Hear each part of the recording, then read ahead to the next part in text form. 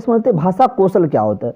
भाषा जो कौशल है, भाषा मुख्य रूप से चार भाषा के कौशल, चार कौशल होते हैं। एक आपका सुनना हो गया, बोलना हो गया, पढ़ना और लिखना। ये मनोवैज्ञानिक कर्म है। इसको हम लोग कहते हैं सुबोपाली,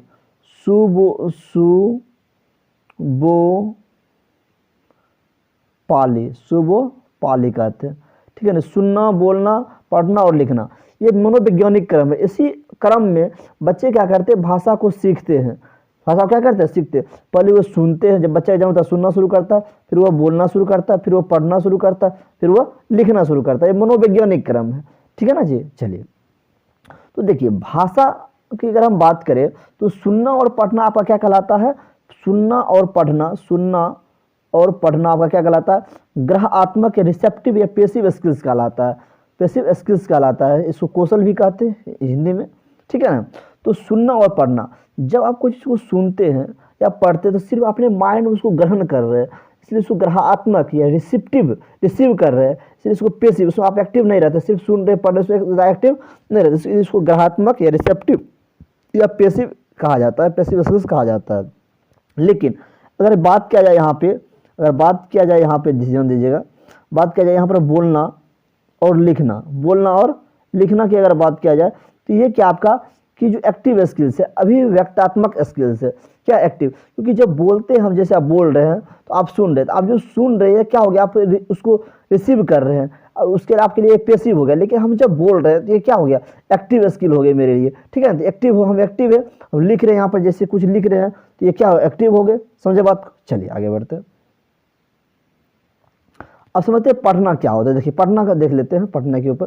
देखिए पढ़ने की अगर हम बात करें तो समझिएगा, तो पढ़ने के अगर हम बात करें तो इसमें क्या होता है, आपका पढ़ना दो तरीका से होता है। मौन पठन होता है, एक स्व पठन होता है। मौन पठन मतलब साइलेंट रीडिंग, जब कुछ चीज़ पढ़ते हैं उसको मने मन पढ़ते हैं, उसको साइलेंट रीडिंग कहते हैं। जब हम कुछ चीज़ को पढ़ते हैं तो उसको जब बोल कर पढ़ते हैं उसको क्या कहते हैं हम लोग, लाउड रीडिंग कहते हैं, स्वर पठन कहते हैं। ठीक है ना। चलिए आगे बढ़ते हैं। देखिए लिखना की बात करें तो लिखना एक सुलेख होता है, एक श्रुति लेख होता है, एक अनुलेख होता है। समझते हैं सुलेख क्या होता है, जब आप राइटिंग लिखते हैं, कोई चीज़ को लिखते हैं, राइटिंग लिखते हैं तो सुलेख कहा जाता है। ठीक है ना। लेकिन श्रुति लेख क्या होता है, श्रुति लेख को हिंदी में इंग्लिश में कहते हैं डिक्टेशन कहते हैं। ठीक है ना। क्या कहते हैं, डिक्टेशन कहते हैं। ठीक है। डिक्टेशन की अगर हम बात करें, समझिएगा, डिक्टेशन की अगर हम बात करें तो डिक्टेशन का मतलब क्या होता है कि श्रुति लेख, यानी जब स्कूल में क्या होता है कि बच्चों को सिखाया जाता है, हार्ड वर्ड लिखा जाता है। क्या लिखा जाता है, हार्ड वर्ड लिखाया जाता है। हार्ड वर्ड जो लिखाया जाता है तो हार्ड वर्ड में क्या होता है कि बच्चे की कुछ गलतियाँ होती है, कुछ सही होता है, उसको फिर से दोबारा लिखने कहा जाता है, उसको लर्न करके आओ। तो इससे क्या होता है, उसकी जो राइटिंग प्रॉब्लम्स होती है क्या होता है कि अच्छा हो जाता है श्रुति लेख से। ठीक है ना। उसका होता है अनुलेख। समझिए अनुलेख क्या होता है, जैसे आप देखते होंगे कि जो बच्चे का कॉपी जो होता है उसमें इस तरह से लिखा रहता होगा। ठीक है ना। इस तरह से लिखा रहता है तो उसको जब लिखा रहता है इस तरह से, उसको क्या कहता है, इस पर चलाओ पेन इस तरह से, ओ कहता है ना। इस प्रकार की जो बना हुआ रहता है, लिखना रहता है, इसको क्या कहते हैं हम लोग, अनुलेख कहते हैं। ठीक है ना। बच्चे कहता है कि हाँ तो सब बैठे। ठीक है ना। ये अनुलेख हो गया, आपका लिखने का टाइप हो गया। ठीक। चलिए आगे बढ़ते हैं। ठीक है ना। चलिए उसके आता है शिक्षण त्रिआयामी क्या होता है। देखिए शिक्षण त्रिआयामी, टीचिंग ट्राइपोलर। समझिएगा, टीचिंग ट्राइपोलर की अगर बात करें तो इसके अंदर क्या होता है कि जो पहले जो शिक्षा में क्या होता है कि टीचर होते हैं, एक करिकुलम होता है, एक स्टूडेंट होता है। तो शिक्षा, जब भी शिक्षण त्रिआयामी की बात करें तो शिक्षा पहले सबसे पहले टीचर चाहिए, टीचर के साथ साथ स्टूडेंट चाहिए, और स्टूडेंट के साथ क्या चाहिए, करिकुलम चाहिए। समझिए, टीचर जो पढ़ाने का काम करता है, स्टूडेंट जो पढ़ने का काम करता है। अरे करिकुलम का मतलब क्या हो गया, उसके अंदर क्या होता है कि उस क्या सब्जेक्ट पढ़ाना है, क्या उसका लेसन प्लानिंग होगा, ठीक है ना, क्या एक्टिविटी कराना है बच्चे को, ये सारा का सारा चीज़ इन्वॉल्व रहता है। इसी को हम लोग कहते हैं शिक्षण त्रिआयामी। ठीक है ना जी। चलिए आगे बढ़ते हैं हम लोग। उसके बाद शिक्षण सूत्र क्या होता है, समझिएगा। शिक्षण सूत्र यानी पढ़ाने का जो तरीका होता है, क्या तरीका होना चाहिए, पढ़ाने का क्या फॉर्मूला होना चाहिए, उसको देख लेते हैं। अगर पढ़ाने की सूत्र की बात किया जाए, शिक्षण सूत्र की बात किया जाए, तो सबसे पहले क्या है कि ज्ञात से अज्ञात की ओर, बच्चे को उस प्रकार से पढ़ाना है कि जो चीज़ बच्चे को पता है तो पहले उसको बोलना है, उसको समझाना है, तब क्या करना है, धीरे धीरे क्या करना है कि जो उसको पता है वो चीज़ बताना है, ताकि बच्चे को क्या है इंटरेस्ट बना रहे कि जो चीज़ आप जानते हैं उस चीज़ को अगर आपसे पूछा जाता है तो क्या करते हैं, आप आसानी से उसको बताते हैं, है कि नहीं, तो आपको मज़ा आता है, जब हम जानते ही हैं। ठीक उसी प्रकार से बच्चे में भी होता है कि जो जानता है उसको अगर उससे पूछे तो एकदम खड़ा होकर जवाब देता है, ठीक है ना। तो इस प्रकार से खड़ा होकर जवाब देता है तो उसको मन लगता है, तो मन जब लगता है, जब उसको जो चीज़ नहीं पता वो बताइएगा तो उसको इच्छा जगेगा, नहीं जानना चाहिए, ठीक है ना। ये शिक्षा पढ़ाने का एक तरीका हो गया, आपका शिक्षण सूत्र हो गया। मूर्त से अमूर्त, जो चीज़ उसको पता नहीं है उससे क्या करना है कि आगे जो चीज़ पता है वो बताना है, उसके बाद जो नहीं पता है देन उसको बताना है। उसी को हम मूर्त से अमूर्त कहते हैं। सरल से जटिल, जब भी पढ़ाना है, किसी चैप्टर को पढ़ाना है तो बच्चों को क्या करना है, पहले कि सरल भाषा में समझाना है, एकदम सिंपल है, तो उसको किताबी भाषा में बताना है। लेकिन ध्यान रखना हमेशा इस बात को है कि हमेशा और हमेशा क्या हो कि कम से कम, यानी जो उसका लोकल लैंग्वेज है उसमें उसको बताना है, ताकि उसको आसानी से क्या हो सके, समझ में आ सके, ठीक है ना। ये आपका शिक्षण सूत्र हो गया। ठीक, आगे बढ़ते हैं हम लोग। उसके बाद देखिए क्या दिया हुआ है, शिक्षण सहायक सामग्री, यानी टीचिंग लर्निंग मटेरियल्स। अरे बच्चे को टीचिंग लर्निंग मटेरियल्स किस प्रकार से हेल्प करता है। तो सबसे पहले अगर टीचिंग लर्निंग मटेरियल की अगर हम बात करें तो क्या करता है, बच्चे को पढ़ने में रुचिकर बनाता है, उसको प्रभावी बनाता है, स्वाभाविक बनाता है, भागीदारिता बनाता है। नहीं, बच्चे क्या करता है कि रुचि करके अपने मतलब इंटरेस्ट को उसमें जगाता है, ठीक है, उसको मन लग जाता है उसमें। अगर उसको टीचिंग मटेरियल क्या हो, टीचिंग लर्निंग मटेरियल का यूज किया जाए, शिक्षण सहायक सामग्री का यूज किया जाए, उसको मन लगता है, उसके लिए अच्छा होता है, इफेक्टिव होता है, और उसके लिए क्या होता है, स्वाभाविक होता है, और उसमें बच्चे अपनी भागीदारी निभाते हैं, ठीक है। और समझते हैं कि टीचिंग लर्निंग मटेरियल कौन कौन से हम यूज करते हैं, पढ़ाने के दौरान यूज कर सकते हैं, उसको देख लेते हैं, ठीक है ना। चलिए देखिए, एक होता है आपका दृश्य सामग्री, एक होता है श्रव्य सामग्री, एक होता है दृश्य श्रव्य सामग्री, क्रिया सहायक सामग्री। दृश्य श्रम, उसके बाद चार हो गया आपका ये टीचिंग लर्निंग मटेरियल्स, ठीक है ना। तो चारों को हम एक एक कर देख लेते हैं। ठीक, पढ़ा दिया हुआ है यहाँ पे दृश्य सामग्री क्या होता है। ये इसमें क्या होता है कि बच्चे को क्या है कि कोई चीज़ को दिखाकर बताना हो, जैसे ब्लैक बोर्ड पर कोई चीज़ लिखे, ठीक है ना, कि बच्चे लिखो, इसका मतलब ये होता है, ठीक है। जैसे लिखे यहाँ पे लिखो वुड, वुड मीन्स क्या होता है, लकड़ी होता है। यहाँ पे एस लगा दिए तो क्या हो गया, वुड्स, वुड्स का मतलब यहाँ क्या हो गया, फॉरेस्ट, क्या हो गया, फॉरेस्ट। तो जो फॉरेस्ट हो गया, इस तरह से हम बोर्ड पर लिखे तो बच्चे इसको देख रहा है, इसको हम लोग कहते हैं विजुअल, क्या कहते हैं, विजुअल, यानी दृश्य सामग्री कहते हैं, उसको दिखाकर बता रहे हैं, ठीक है ना जी। चलिए, उसके बाद टेक्स्ट बुक से माध्यम से, चार्ट के माध्यम से बच्चों क्या करते हैं, दिखाकर बताते हैं। ये आपका क्या हो गया, शिक्षण सहायक सामग्री, टीचिंग लर्निंग मटेरियल्स हो गया, पहला ये हो गया, ठीक है ना, फर्स्ट नंबर का ये हो गया आपका। अब इसमें बच्चे क्या होते हैं कि देखकर 65% ऐसे बच्चे होते हैं जो देखकर समझते हैं, ठीक है ना, क्या करते हैं, वो देखकर समझते हैं, ठीक है ना जी। चलिए आगे बढ़ते हैं। उसके बाद दिया हुआ श्रव्य सामग्री, यानी जिसको हम लगता है ऑडिटरी करते हैं, ठीक है ना, ऑडिटरी कहते हैं, समझिएगा।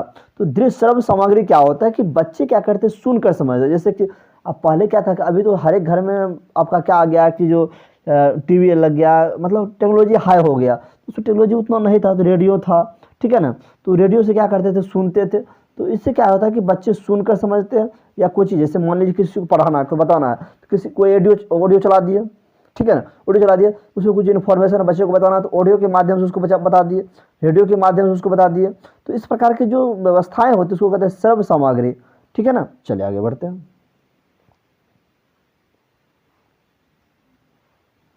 उसके बाद दिया हुआ है दृश्य श्रव्य सामग्री, ऑडियो विजुअल, यानी ऑडियो के साथ साथ क्या है, विजुअल भी होना चाहिए, ठीक है ना। कुछ चीज़ हम सुना रहे हैं या दिखा रहे हैं, दिखाने के साथ साथ उसमें क्या साउंड भी होना चाहिए, है। देखिए आजकल क्या होता है कि हर एक सरकारी स्कूल को क्या, जितना गवर्नमेंट स्कूल है, हर एक गवर्नमेंट स्कूल में एक क्या है आपका जो एक स्मार्ट क्लास है, क्या आपका एक स्मार्ट क्लास लगाया गया है, सरकार ने क्या किया, स्मार्ट क्लास की व्यवस्था कराया। उसमें क्या होता है कि जो एक मॉनिटर लगा रहता है, ठीक है ना, टीवी लगा रहता है, मॉनिटर लगा रहता है, बड़ा सा बोर्ड रहता है, तो उसमें डिजिटल बोर्ड रहता है। उसमें क्या होता है, डिजिटल बोर्ड नहीं कर सकते, मॉनिटर कर सकते जस्ट लाइक, ठीक है ना। तो रहता है उसमें सारा चीज़ रिकॉर्ड रहता है, उसमें ऑडियो और वीडियो दोनों चीज़ रहता है ना। जो चीज़ एक्टिविटी होता है उससे जो उसका साउंड भी निकलता है। तो इस प्रकार की व्यवस्था से बच्चे क्या करते हैं कि समझते आसानी से, ठीक है। इसको हम क्या कहते हैं, ऑडियो विजुअल कहते हैं, दृश्य श्रव्य सामग्री कहते हैं, ठीक है। चलिए आगे बढ़ते हैं। उसके बाद क्रिया सहायक सामग्री, इसको काइनेथेटिक कहते हैं, समझिएगा। यानी बच्चे क्या करते हैं, कुछ ऐसे बच्चे होते हैं जो कर समझ में उसको ज़्यादा आता है। जैसे हो गया आपका फील्ड ट्रिप, अब बच्चे को क्या करना है, ताजमहल के बारे में कुछ बताना है, मान ली ताजमहल के बारे में बताना, कुतुब मीनार के बारे में कुछ बताना है, इंडिया गेट के बारे में कुछ बताना है, दिल्ली के बारे में कुछ बताना है। तो इस अवस्था में क्या है, बच्चे को दिल्ली लेकर चले गए, दिल्ली की अलग अलग हिस्टोरिकल प्लेस को दिखा दिए, तो बच्चे को क्या रहता है कि ये चीज़ क्या होता है कि बहुत ही अच्छा से याद हो जाता है, वो भूलता जल्दी नहीं है। तो इस क्या होता है, बच्चे कर कर इसमें समझ रहे हैं, ठीक है ना। ताजमहल गए, ताजमहल घुमा दिए, यहाँ पर ये देखो ऐसे वैसे, ठीक है ना। तो ये जो फील्ड ट्रिप करवाए हैं, तो इससे क्या होता है कि बच्चे को क्या होता है कि उस चीज़ को अधिक से अधिक मात्रा में लंबे समय तक माइंड में उसको रख सकता है, माइंड में उसको लर्न कर सकता है, उसको अच्छे से रख सकता है। समझे बात को। चलिए आगे बढ़ते हैं। उसके बाद आता है, देखिए जो आपका लर्निंग और स्पीकिंग, लर्निंग और स्पीकिंग, लर्निंग और स्पीकिंग जो आपका होता है प्राइमरी होता है, और स्पीकिंग और राइटिंग, स्पीकिंग और राइटिंग जो होता है आपका क्या होता है, ये सेकेंड रेनफोर्समेंट होता है। क्वेश्चन होता है कि जो लर्निंग और स्पीकिंग क्या है आपका, तो बोलिएगा प्राइमरी सेक्टर में आता है ये, और स्पीकिंग और राइटिंग क्या आता है आपका, इसका रेनफोर्समेंट में आता है, ठीक है ना। चलिए, क्या मूल्यांकन एवं उपचारात्मक शिक्षण क्या होता है, मूल्यांकन एवं, समझिएगा, मूल्यांकन एवं उपचारात्मक शिक्षण क्या होता है। तो मूल्यांकन की बात करें, इसको हम लोग इंग्लिश में कहते हैं इवोल्यूशन कहते हैं, और उपचारात्मक शिक्षण कहते हैं हम लोग रिमीडियल टीचिंग कहते हैं। तो इवोल्यूशन क्या होता है, रिमीडियल टीचिंग क्या होता है, समझते हैं। देखिए, तो बच्चे को समय समय पर क्या है कि टेस्ट लिया जाता है, एक वीकली टेस्ट होता है, एक मंथली टेस्ट होता है, ईयरली टेस्ट होता है ना, तो एक क्वार्टरली टेस्ट होता है। तो ये टेस्ट होता है, इसी को हम लोग कहते हैं मूल्यांकन कहते हैं, इवोल्यूशन कहते हैं। तो इससे क्या होता है कि बच्चे क्या सीख रहा है, नहीं सीख रहा है, उसमें क्या गड़बड़ियाँ हैं, क्या इंप्रूवमेंट होना चाहिए, इसलिए बच्चों को क्या किया जाता है, मूल्यांकन किया जाता है, इवोल्यूशन किया जाता है, उसका टेस्ट लिया जाता है। वैसे उपचारात्मक शिक्षण क्या होता है, रिमीडियल टीचिंग क्या होता है। तो बच्चे का जब इवोल्यूशन किया जाता है, तो इवोल्यूशन के बाद क्या होता है, उसमें क्या है कि बच्चे को कहाँ पर कमियाँ आ रही है, ठीक है ना, उसको पता लगाया जाता है, उसको डायग्नोसिस्ट किया जाता है। तो डायग्नोसिस्ट का मतलब होता है कमी का पता लगाना, कमी का पता लगाना, ठीक है ना। तो कमी पता लगाता है, कमी को पता लगाने के बाद फिर उसका रिमीडियल टीचिंग किया जाता है, रीटीच किया जाता है। क्या किया जाता है, रीटीच किया जाता है, ठीक से बताया, फिर से उसको क्या कहते हैं, पढ़ाया जाता है उस चीज़ को, ठीक है। कोई टेस्ट लिए, उसमें मान लीजिए 100 नंबर का टेस्ट है, ठीक है ना, उसमें से क्या हुआ उसको कि 50 नंबर आया, 50 नंबर नहीं आया, तो किस पॉइंट में उसको दिक्कत आ रहा है समझने में, ठीक है ना। उसको उस कमी का पता लगाकर, उस डायग्नोसिस्ट करके, कमी का पता लगाकर डायग्नोसिस्ट करके फिर उसको पढ़ाया जाता है, उसको हम लोग कहते हैं रिमीडियल टीचिंग कहते हैं, ठीक है ना। और समझिए इसके अंतर्गत क्या क्या क्या क्या क्या गया है, सीसी लाया गया, कंटिन्यूअस कम्प्रिहेंसिव इवोल्यूशन, यानी उनके एनसीएफ कहता है क्या, किसके अंतर्गत सीसी होना चाहिए, यानी कंटिन्यूअस कम्प्रिहेंसिव इवोल्यूशन होना चाहिए। बच्चे को क्या होना चाहिए, लगातार, सतत, सतत मतलब क्या था, लगातार क्या होना चाहिए, व्यापक कम्प्रिहेंसिव रूप में से क्या इवोल्यूशन होना चाहिए उसका, मूल्यांकन करना चाहिए, बच्चे क्या सीख रहे हैं, उसमें क्या कमियां हैं, क्या अच्छाई है, उसको देखते हुए उसमें क्या करना और इम्प्रूवमेंट लाते रहना है, ठीक है ना। चलिए आगे बढ़ते हैं। उसके बाद यह है कि अचीवमेंट टेस्ट क्या होता है, समझिएगा, उपलब्धि परीक्षा क्या होता है। उपलब्धि परीक्षा की अगर हम बात करें, इसमें बच्चे क्या है कि टेस्ट के दौरान कितना तक, जहाँ तक वो पढ़ा है वहाँ तक वो क्या चीज़ अचीव कर पाया है, ठीक है ना, वह कहाँ तक नंबर ले पाता है, कहाँ तक वो चीज़ समझ पा रहा है, इसीलिए उस प्रकार के टेस्ट को कहते हैं अचीवमेंट टेस्ट, ठीक है। टेस्ट लेने के बाद बच्चे का स्कोर जब देखा गया तो कहाँ तक उस चीज़ को एक्वायर कर पा रहा है, अचीव कर रहा है, उसको अचीव कर पा रहा है, उसको हम लोग कहते हैं अचीवमेंट टेस्ट। होता है एक दक्षता परीक्षा क्या होता है, इसको मास्टरी कहते हैं, समझिएगा। इसमें क्या होता है कि बच्चे ने उस चीज़ में कहाँ तक अपनी पकड़ बना रखी है। जैसे मान लीजिए अगर साइंस की हम पढ़ाएं, तो साइंस में बच्चे को कुछ क्वेश्चन बनाने के लिए दिए, तो बच्चे ने उस कंसेप्ट को कहाँ तक अपने माइंड में उसकी मास्टरी कर चुकी है, उसको हम लोग दक्षता परीक्षा कहते हैं, ठीक है ना। चलिए उसके बाद अभिरुचि परीक्षा क्या होता है, समझिए, एप्टीट्यूड टेस्ट क्या होता है। तो ऐसे बच्चे को किस में रुचि है, सीख रहा है कि नहीं, मेथड चेंज करना पड़ेगा कि नहीं, समझिएगा। अभिरुचि परीक्षा का मतलब होता है क्या होता है, एप्टीट्यूड टेस्ट का मतलब क्या होता है कि बच्चे को जो हम पढ़ा रहे हैं तो पढ़ाने के दरमियान बच्चे क्या सीख रहा है, क्या वो समझ रहा है, उस चीज़ को नहीं समझ रहा है। अगर नहीं समझ रहा है तो क्या मेथड चेंज करना पड़ेगा पढ़ाने का, तो मेथड चेंज करेंगे। अगर समझ रहा है तो कितना समझ रहा है, इसमें और क्या इंप्रूवमेंट होना चाहिए। इस प्रकार की जो टेस्ट होते हैं उसको कहते हैं एप्टीट्यूड टेस्ट, यानी अभिरुचि परीक्षा कहते हैं। समझे बात को। चलिए आगे बढ़ते हैं हम लोग। चलिए उसके बाद आता है मल्टी लैंग्वेजिज्म क्या होता है, बहुभाषिकता क्या होता है। बहुभाषिकता क्या है कि जो एक एनसीएफ कहता है, अकॉर्डिंग टू एनसीएफ कहता है कि बहुभाषिकता क्या है कि बच्चों के लिए एक एसेस्ट का काम करता है, या हमारे लिए एसेस्ट का काम करता है, या रिसोर्स का काम करता है, संसाधन का काम करता है। क्या करता है, संसाधन का काम करता है, ठीक है ना। क्या काम करता है, संसाधन का काम करता है, ठीक है ना, संसाधन का काम करता है। इससे क्या होता है कि जो बच्चे में क्या होता है कि एक से अधिक लैंग्वेज सीखने की जो क्षमता होती है बच्चे क्या होता है होमोजेनियस डेवलपमेंट इससे होता है। क्या होता है? होमोजेनियस डेवलपमेंट होता है। अब मान लीजिए एक ही क्लास में अलग अलग क्षेत्र से जब बच्चा आते हैं तो क्या होता है कि अलग अलग क्षेत्र से बच्चा आते हैं, अलग अलग प्रकार की भाषा जानते हैं। कोई आया आरा क्षेत्र से आया तो उसको भोजपुर आता है, कोई इधर आया तो अलग क्षेत्र से आया उसको अलग भाषा आता है। तो अलग अलग जो भाषा होता है ये क्या हमारे लिए एक संसाधन का काम करता है, एनसेप कहती है इसे, ठीक है ना। इससे क्या होता है कि बच्चों क्या होता है अलग अलग कल्चर से आते हैं, अलग अलग भाषा से आते हैं, तो सबका क्या होता है कि मिश्रण जब एक होता है उसमें क्या होता है कि जो डाइवर्सिटी होता है, डाइवर्सिटी इन यूनिटी प्रीफर करता है उसको, ठीक है ना। तो अलग अलग क्षेत्र से, जैसे मान लीजिए किसी भाषा बच्चे को भाषा आता है हिंदी, ठीक है, किसी को आता है गुजराती, किसी को आता है मराठी आता है। तो ये जो भाषा आता है अलग अलग, एक ही क्लास के बच्चे अलग अलग भाषा को जानते हैं, इसी को हम लोग कहते हैं बहुभाषिकता। क्या कहते हैं इसको? बहुभाषिकता कहते हैं। देखिए नवोदय विद्यालय जो होता है JNVS, ठीक है ना, JNVS जवाहर नवोदय विद्यालय। तो जो जवाहर नवोदय विद्यालय जो होती है वो क्या होती है कि 3 लैंग्वेज फार्मूला को बढ़ावा देती है। 3 लैंग्वेज फार्मूला को बढ़ावा देती है, यानी ऐसा वो नियम उसमें लागू करती है। क्यों करती है? तो कोठारी कमीशन जब आया था तो कोठारी कमीशन 64 से 66 के दरमियान जो लाया गया था उसमें 3 लैंग्वेज फार्मूला दिया गया था। 3 लैंग्वेज फार्मूला दिया गया था, ठीक है ना। 3 लैंग्वेज फार्मूला क्या होता है? इसके अंतर्गत बच्चे को कम से कम 3 भाषा का जानकारी होना चाहिए। उसका एक नेटिव लैंग्वेज, ठीक है, जो उसकी मातृभाषा वो, और उसके बाद एक टारगेट लैंग्वेज जो उसको सिखाया जा रहा है। इसके अलावा उसको एक और नॉलेज, एक और भाषा का जानकारी होना चाहिए तो इसी को हम लोग कहते हैं बहुभाषिकता। क्या कहते हैं? बहुभाषिकता कहते हैं। समझे बात को? चलिए आगे बढ़ते हैं। देखिए क्वेश्चन देता है यहाँ पे दिया हुआ है कि द्विभाषी, अगला क्वेश्चन दिया हुआ है कि द्विभाषी बच्चे या 2 भाषा जानने वाले बच्चे किसी से बात करते समय प्राय एक भाषा का प्रयोग करते हैं कहलाता है।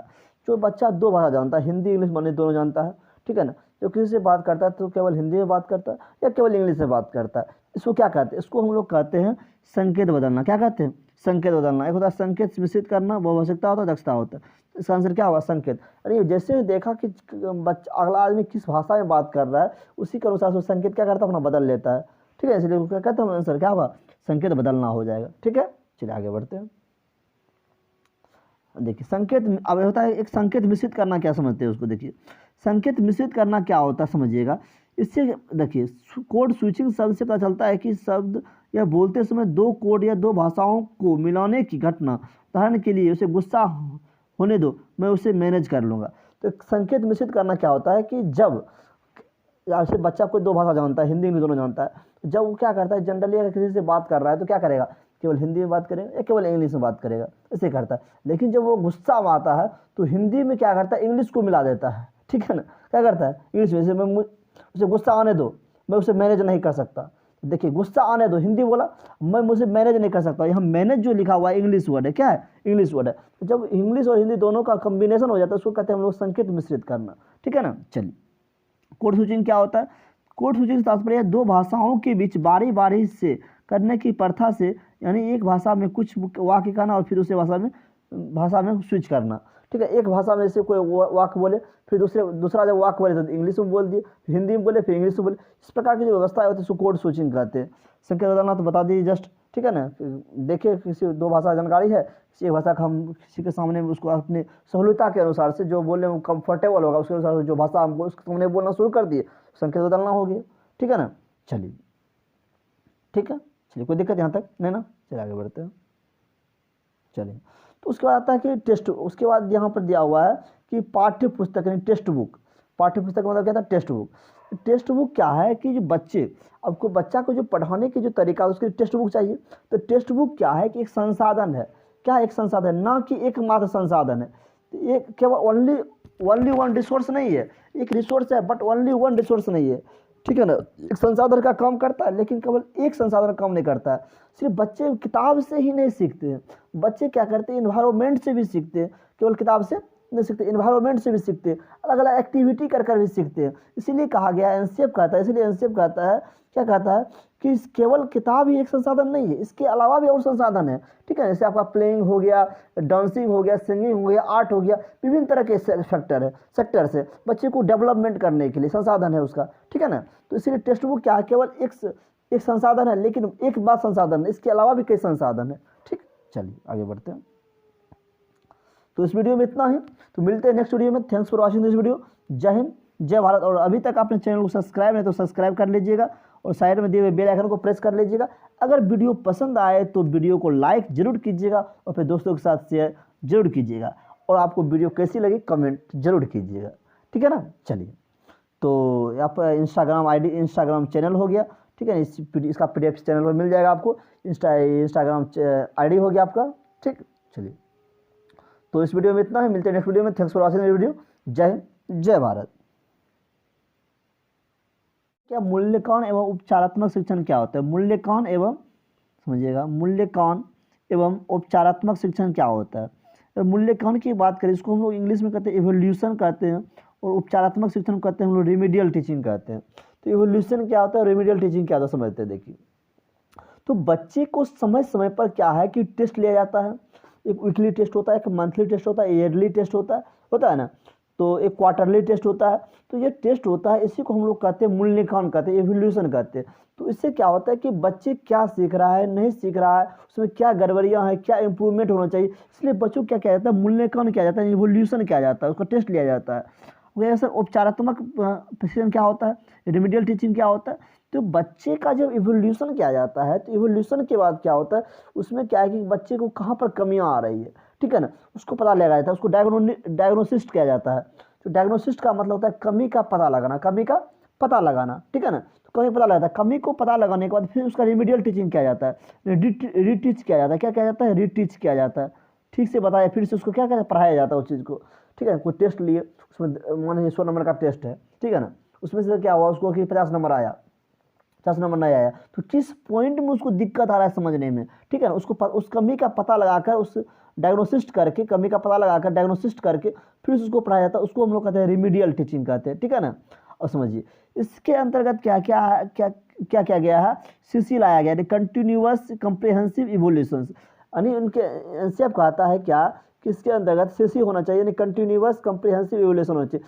बच्चे को क्या होना चाहिए, लगातार, सतत मतलब क्या, लगातार क्या होना चाहिए, व्यापक कम्प्रिहेंसिव रूप में से क्या इवोल्यूशन होना चाहिए उसका, मूल्यांकन करना चाहिए, बच्चे क्या सीख रहे हैं, उसमें क्या कमियां हैं, क्या अच्छाई है, उसको देखते हुए उसमें क्या करना और इम्प्रूवमेंट लाते रहना है। ठीक है ना, चलिए आगे बढ़ते हैं। उसके बाद यह है कि अचीवमेंट टेस्ट क्या होता है, समझिएगा, उपलब्धि परीक्षा क्या होता है। उपलब्धि परीक्षा की अगर हम बात करें, इसमें बच्चे क्या है कि टेस्ट के दौरान कितना तक, जहाँ तक वो पढ़ा है वहाँ तक में वो क्या चीज़ अचीव कर पाया है। ठीक है ना, वह कहाँ तक नंबर ले पाता है, कहाँ तक वो चीज़ समझ पा रहा है, इसीलिए उसको उस प्रकार के टेस्ट को कहते हैं अचीवमेंट टेस्ट। ठीक है, टेस्ट लेने के बाद बच्चे का स्कोर जब देखा गया तो वो कहाँ तक उस चीज़ को एक्वायर कर पा रहा है, अचीव कर रहा है, उसको अचीव कर पा रहा है, उसको हम लोग कहते हैं अचीवमेंट टेस्ट। होता है एक दक्षता परीक्षा क्या होता है, इसको मास्टरी कहते हैं, समझिएगा। इसमें क्या होता है कि बच्चे ने उस चीज़ में कहाँ तक अपनी पकड़ बना रखी है।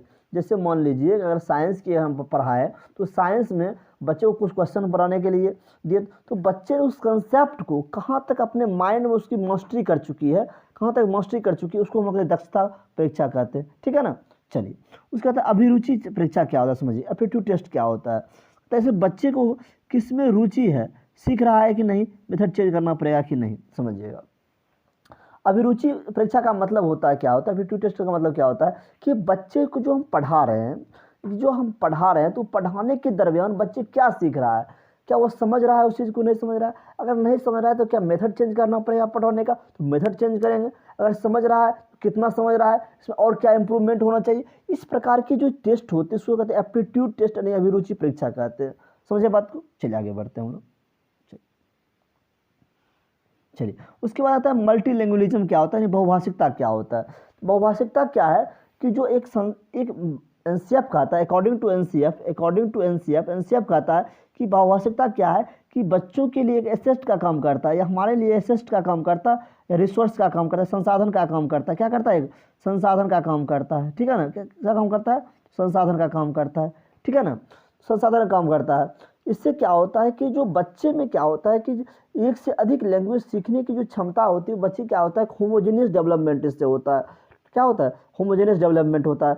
अब मान लीजिए एक ही क्लास में अलग अलग क्षेत्र से जब बच्चा आते हैं तो क्या होता है कि अलग अलग क्षेत्र से बच्चा आते हैं, अलग अलग प्रकार की भाषा जानते हैं। कोई आया आरा क्षेत्र से आया तो उसको भोजपुर आता है, कोई इधर आया तो अलग क्षेत्र से आया उसको अलग भाषा आता है। तो अलग अलग जो भाषा होता है ये क्या हमारे लिए एक संसाधन का काम करता है, एनसीएफ कहती है इसे, ठीक है ना। इससे क्या होता है कि बच्चों को क्या होता है, अलग अलग कल्चर से आते हैं, अलग अलग भाषा से आते हैं, तो सबका क्या होता है कि मिश्रण जब एक होता है उसमें क्या होता है कि जो डाइवर्सिटी होता है, डाइवर्सिटी इन यूनिटी प्रीफर करता है उसको, ठीक है ना। तो अलग अलग क्षेत्र से, जैसे मान लीजिए किसी भाषा बच्चे को भाषा आता है हिंदी, ठीक है, किसी को आता है गुजराती, किसी को आता है मराठी आता है। तो ये जो भाषा आता है अलग अलग, एक ही क्लास के बच्चे अलग अलग भाषा को जानते हैं, इसी को हम लोग कहते हैं बहुभाषिकता। क्या कहते हैं इसको? बहुभाषिकता कहते हैं। देखिए नवोदय विद्यालय जो होता है JNVS, ठीक है ना, JNVS जवाहर नवोदय विद्यालय। जो जवाहर नवोदय विद्यालय जो होती है वो क्या होती है कि 3 लैंग्वेज फार्मूला को बढ़ावा देती है। 3 लैंग्वेज फार्मूला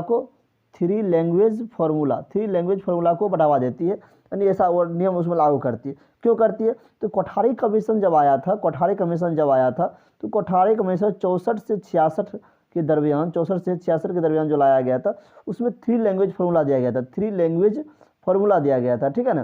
3 लैंग्वेज फार्मूला क्या होता है? इसके अंतर्गत बच्चे को कम से कम 3 भाषा का जानकारी होना चाहिए। उसका एक नेटिव लैंग्वेज, ठीक है, जो उसकी मातृभाषा वो, और उसके बाद एक टारगेट लैंग्वेज जो उसको सिखाया जा रहा है। इसके अलावा उसको एक और नॉलेज, एक और भाषा का जानकारी होना चाहिए, तो इसी को हम लोग कहते हैं बहुभाषिकता। क्या कहते हैं? बहुभाषिकता कहते हैं। समझे बात को? चलिए आगे बढ़ते हैं।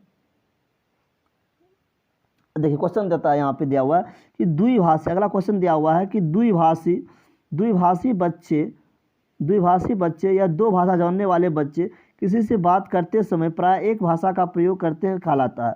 जो बच्चा 2 भाषा जानता है, हिंदी इंग्लिश माने दोनों जानता है, ठीक है ना, जो किसी से बात करता है तो केवल हिंदी में बात करता है या केवल इंग्लिश में बात करता है, इसको क्या कहते हैं? इसको हम लोग कहते हैं संकेत बदलना। क्या कहते हैं? संकेत बदलना। एक होता है संकेत मिश्रित करना, बहुभाषिकता होता है, दक्षता होता है। इसका आंसर क्या होगा? संकेत। अरे जैसे देखा कि बच्चा अगला आदमी किस भाषा में बात कर रहा है उसी के अनुसार संकेत क्या करता है? अपना बदल लेता है, ठीक है। इसलिए क्या कहते हैं? आंसर क्या होगा? संकेत बदलना हो जाएगा, ठीक है। चलिए आगे बढ़ते हैं। देखिए संकेत, अब होता है एक संकेत मिश्रित करना, क्या समझते हैं उसको? देखिए संकेत मिश्रित करना क्या होता है समझिएगा। इससे देखिए कोड स्विचिंग शब्द से पता चलता है कि शब्द या बोलते समय 2 कोड या 2 भाषाओं को मिलाने की घटना। उदाहरण के लिए उसे गुस्सा होने दो, मैं उसे मैनेज कर लूँगा। तो संकेत मिश्रित करना क्या होता है कि जब जैसे बच्चा कोई 2 भाषा जानता है, हिंदी इंग्लिश दोनों जानता है, जब वो क्या करता है जनरली अगर किसी से बात कर रहा है तो क्या करेगा? केवल हिंदी में बात करेगा या केवल इंग्लिश में बात करेगा, ऐसे करता है। लेकिन जब वो गुस्सा में आता है तो हिंदी में क्या करता है? इंग्लिश को मिला देता है, ठीक है ना। क्या करता है? इंग्लिश में, जैसे उसे गुस्सा आने दो, मैं उसे मैनेज नहीं कर सकता। देखिए गुस्सा आने दो, हिंदी बोला, मैं मुझे मैनेज नहीं कर सकता। यहाँ मैनेज जो लिखा हुआ है इंग्लिश वर्ड है, क्या है? इंग्लिश वर्ड है। तो जब इंग्लिश और हिंदी दोनों का कॉम्बिनेशन हो जाता है उसको कहते हैं हम लोग संकेत मिश्रित करना, ठीक है ना। चलिए कोड स्विचिंग क्या होता है? कोड स्विचिंग तात्पर्य 2 भाषाओं के बीच बारी बारी से करने की प्रथा से, यानी एक भाषा में कुछ वाक्य कहना और फिर दूसरे भाषा में स्विच करना, ठीक है। एक भाषा में से कोई वाक्य बोले, फिर दूसरा जब वाक्य बोले तो इंग्लिश में बोल दिए, फिर हिंदी में बोले, फिर इंग्लिश में बोले। इस प्रकार की जो व्यवस्था होती है उसको कोड स्विचिंग कहते हैं। संकेत बदलना तो बता दीजिए जस्ट, ठीक है ना। देखिए किसी 2 भाषा जानकारी है, किसी एक भाषा का हम किसी के सामने उसको अपनी सहूलियता के अनुसार से जो बोलने में कंफर्टेबल होगा उसके अनुसार जो भाषा हमको उसके सामने बोलना शुरू कर दिए, संकेत बदलना हो गया, ठीक है ना। चलिए ठीक है, चलिए कोई दिक्कत यहाँ तक नहीं ना। चलिए आगे बढ़ते हैं। चलिए तो उसके बाद आता है कि टेस्ट, उसके बाद यहाँ पर दिया हुआ है कि पाठ्य पुस्तक यानी टेक्स्ट बुक। पाठ्य पुस्तक मतलब क्या था? Text book. टेक्स्ट बुक क्या है कि जो बच्चे, अब कोई बच्चा को जो पढ़ाने की जो तरीका है उसके लिए टेक्स्ट बुक चाहिए। तो टेक्स्ट बुक क्या है कि एक संसाधन है। क्या एक संसाधन, ना कि एकमात्र संसाधन है। तो ये केवल ओनली वन रिसोर्स नहीं है, एक रिसोर्स है बट ओनली वन रिसोर्स नहीं है, ठीक है ना। एक संसाधन का काम करता है लेकिन केवल एक संसाधन का काम नहीं करता है। सिर्फ बच्चे किताब से ही नहीं सीखते हैं, बच्चे क्या करते हैं? इन्वायरमेंट से भी सीखते हैं, केवल किताब से नहीं सीखते, इन्वायरमेंट से भी सीखते हैं, अलग अलग एक्टिविटी कर कर भी सीखते हैं। इसीलिए कहा गया है, एनसीएफ कहता है, इसलिए एनसीएफ कहता है, क्या कहता है कि केवल किताब ही एक संसाधन नहीं है, इसके अलावा भी और संसाधन है। ठीक है, जैसे आपका प्लेइंग हो गया, डांसिंग हो गया, सिंगिंग हो गया, आर्ट हो गया, विभिन्न तरह के सेक्टर से बच्चे को डेवलपमेंट करने के लिए संसाधन है उसका। ठीक है ना, तो इसीलिए टेक्स्ट बुक क्या है, केवल एक संसाधन है, लेकिन एक बात संसाधन है, इसके अलावा भी कई संसाधन है। ठीक, चलिए आगे बढ़ते हैं। तो इस वीडियो में इतना ही, तो मिलते हैं नेक्स्ट वीडियो में। Thanks for watching this video. जय हिंद, जय भारत। और अभी तक आपने चैनल को सब्सक्राइब नहीं तो सब्सक्राइब कर लीजिएगा और साइड में दिए हुए बेल आइकन को प्रेस कर लीजिएगा। अगर वीडियो पसंद आए तो वीडियो को लाइक जरूर कीजिएगा और फिर दोस्तों के साथ शेयर जरूर कीजिएगा, और आपको वीडियो कैसी लगी कमेंट जरूर कीजिएगा। ठीक है ना, चलिए। तो आप इंस्टाग्राम चैनल हो गया, ठीक है, इसका PDF चैनल पर मिल जाएगा आपको। इंस्टाग्राम ID हो गया आपका। ठीक, चलिए। तो इस वीडियो में इतना है, मिलते हैं नेक्स्ट वीडियो में। Thanks for watching video. जय हिंद, जय भारत।